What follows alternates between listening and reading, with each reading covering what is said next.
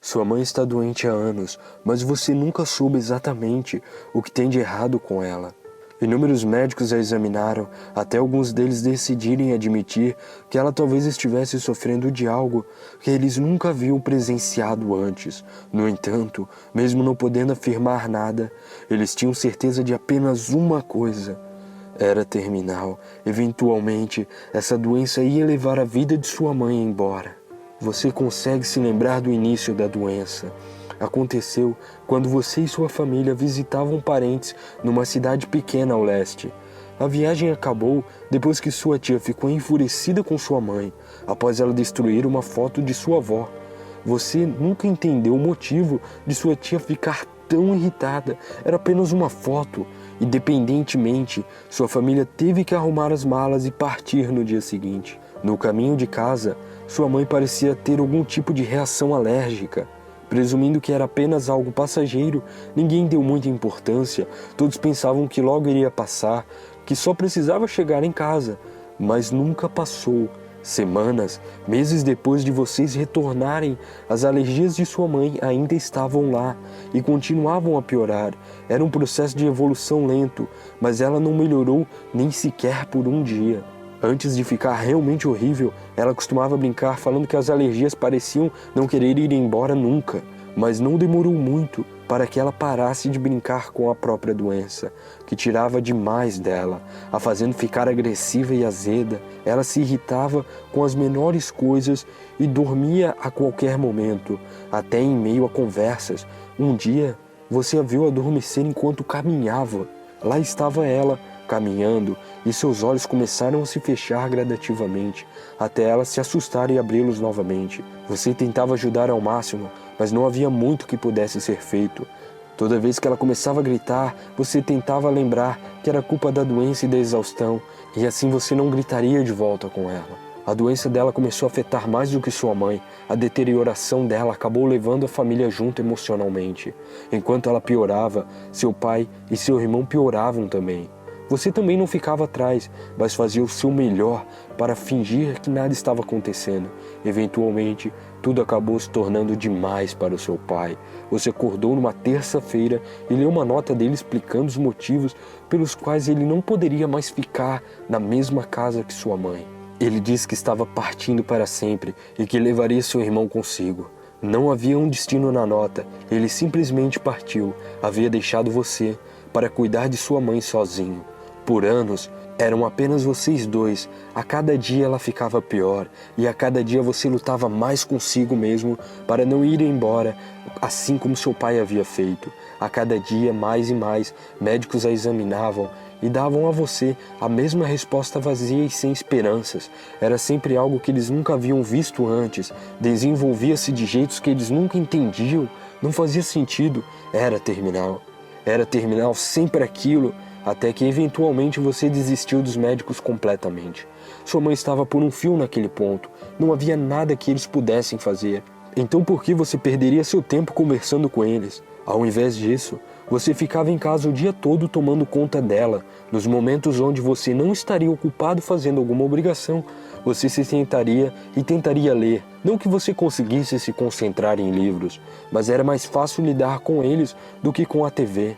Além do mais, se você decidisse assistir TV, provavelmente não escutaria sua mãe quando ela lhe chamasse caso precisasse de algo. Nos anos finais, apenas uma coisa que você fazia conseguia trazer uma fração de sorriso para o rosto de sua mãe: tirar fotos dela. Ela sempre gostou de tirar fotos, mesmo quando criança. Você ainda conseguia se lembrar das histórias que ela e sua avó haviam lhe contado. Como sempre que ela via alguém com uma câmera nas mãos, pedia para que tirasse uma foto dela, mesmo se a pessoa fosse um completo estranho. Quando ela ficou mais velha, claramente aprendeu que não deveria se aproximar de estranhos para pedir fotos, mas isso não fez com que ela perdesse o desejo de tirá-las. Então, todos os dias, você entraria no quarto dela com uma câmera nas mãos, tentaria animá-la de todas as formas possíveis, até conseguir um bom ângulo e dizer: "Hora da foto, mãe, diga X." E o sorriso que você tinha familiaridade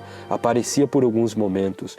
Uma noite, enquanto você passava os olhos por um livro que você nem sequer lembra o nome, você percebeu que sua mãe não havia chamado há algum tempo. Preocupado que você tivesse se concentrado demais no livro e não escutado a voz dela, você se levantou e resolveu checar. Mas assim que alcançou o quarto dela, seu coração quase parou. Ela estava morta. Depois de todo aquele tempo, a doença finalmente havia tirado a vida dela. De certa forma você estava contente, porque o sofrimento havia acabado, mas aquilo não tirou o vazio e a sensação de perda que estava sentindo. Agora você estava completamente sozinho. Com a sua mãe morta, você não fazia ideia de como prosseguir. Durante anos, cuidar dela foi a única coisa que você fez, mas agora ela estava morta. Sem saber o que fazer, você permaneceu na casa durante a maioria dos dias, ainda tentando se concentrar em livros, mesmo sem fazer ideia do que estava lendo.